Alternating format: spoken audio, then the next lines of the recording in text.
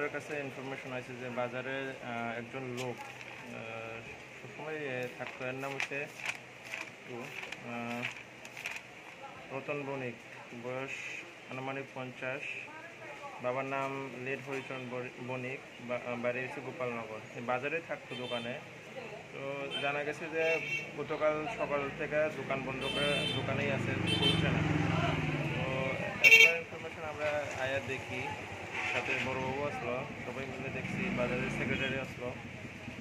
তো আলটিমেটলি দোকানটা খুলে দেখা যাচ্ছে যে লোকটা মারা গেছে। এই আপাতত মানে চলছে, বাড়িতে ইনফর্ম করা হয়েছে বাড়ির বাড়ির লোকজন আইব। আর আমরা অ্যাজ পার যে করানোর যা করার আছে আমরা পোস্টমর্টম করাবো আপাতত এইটুকু।